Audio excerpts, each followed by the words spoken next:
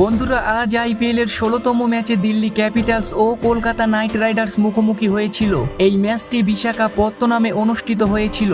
এখনো পর্যন্ত ৩ ম্যাচের মধ্যে ২টি ম্যাচে হেরেছে দিল্লি। কলকাতা নাইট রাইডার্স এখনো পর্যন্ত ২টি ম্যাচ জিতেছে। আজ কেকেআর এর ইনিংসকে মুখের ভাষায় ব্যাখ্যা করা অসম্ভব। প্রথমে টসে জিতে ব্যাট করার সিদ্ধান্ত নেয় কলকাতার অধিনায়ক শ্রেয়াস আয়ার। ২২ গজের রহস্য বুঝতে কোচ চন্দ্রকান্ত পণ্ডিত ও মেন্টর গৌতম গম্ভীর বিন্দুমাত্র ভুল করেননি। আর প্রমাণ দিল কলকাতার ব্যাটাররা। ওপেনিংয়ে ফিলিপ সল্ট, সুনীল নারায়ণ থেকে শুরু করে রঘুবংশী বা অ্যান্দ্রু রাসেল দিল্লির বোলারদের নিয়ে রীতিমতো ছেলে খেলা করেছে। খলিল আহমেদ, ঈশান শর্মা, অনরিক নোকিয়া তাদের মাথা তোলার সুযোগ দেননি কলকাতা নাইট রাইডার্সের ব্যাটাররা। ইনিংসের প্রথম ৮ রান আজ এসেছিল ২২ রান থেকে। তারপর শুরু করেন ফিলিপ সল্ট ও সুনীল নারায়ণ। ইংল্যান্ডের উইকেট রক্ষক ব্যাটার সল্ট আজ দীর্ঘ সময় টিকতে পারেনি ক্রিজে, কিন্তু ভয়ঙ্কর রূপ ধারণ করেছিল সুনীল নারায়ণ। ফিলিপ সল্ট গত ২ ম্যাচে ভালো খেলেছিল কলকাতার হয়ে।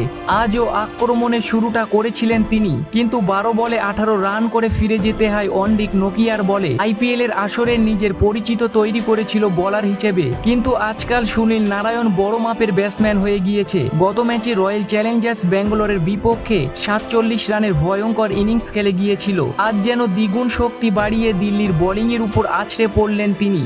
৭টি ছক্কা ও ৭টি চারের সাহায্যে ৩৯ বলে ৮৫ রানের দুর্দান্ত ইনিংস খেলে গিয়েছিল। তার সঙ্গী হতে দেখা গেল রঘুবংশীকে। ১৮ বছর বয়সী তরুণ আজ প্রথমবার নাইট জার্সিতে ব্যাট হাতে মাঠে নামলেন। ভেঙ্কটেশ আয়ারের বদলে তাকে ৩ নম্বরে লাভিয়েছিল। কোচ ও মেন্টরের মান রাখলেন তিনি। আন্তর্জাতিক মানের বোলারদের বল গ্যালারিতে ফেলতে দেখা গেল দিল্লির এই তরুণকে। ৫টি চার ও ৩টি ছক্কা হাঁকান তিনি। মাত্র ২৭ বলে ২০০ স্ট্রাইক রেটে ৫৪ রান করেন তিনি। বিশাখাপত্তনমে রানের উৎসবের মাঝেও নাইট অধিনায়ক শ্রেয়াস আয়ারের খরা কাটল না। শুরুটা করেছিলেন আশা জাগিয়ে। ৫ নম্বরে ব্যাট করতে নেমে ২টি ছক্কা হাঁকান তিনি, কিন্তু ১১ বলে ১৮ রানের বেশি করতে পারলেন না তিনি। খলিল আহমেদের বলে আউট হন তিনি। শ্রেয়াস আয়ার ব্যর্থ হলেও ব্যাটিংয়ের ঝড় দেখা গেল অ্যান্দ্রু রাসেলের ব্যাট থেকে।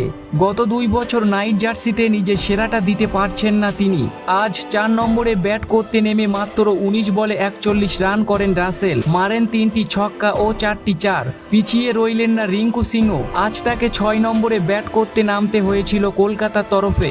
মাত্র ৮ বলে ১টি চার ও ৩টি ছক্কার সাহায্যে ২৬ রানের ইনিংস খেলে যান তিনি। ২০তম ওভার শুরুর আগে নাইটদের স্কোর ছিল ২৬৪। দিন কয়েক আগেই সানরাইজার্স হায়দ্রাবাদ যে সর্বোচ্চ রানের স্কোর গড়েছে তা কি ভাঙবে আজ বিশাখাপত্তনমে? শুরু হয়েছিল ফিসফাস। প্রথম ৩ বলের মধ্যে ২টি উইকেট হারিয়ে বসায় সেই স্বপ্ন আর পূরণ হলো না নাইট ভক্ত সমর্থকদের। শেষমেশ দ্বিতীয় সর্বোচ্চ স্কোর নিয়ে সন্তুষ্ট থাকতে হলো তাদের। ২০ ওভারে ৭টি উইকেট হারিয়ে ২৭২ রান করে থামল কলকাতা নাইট রাইডার্স।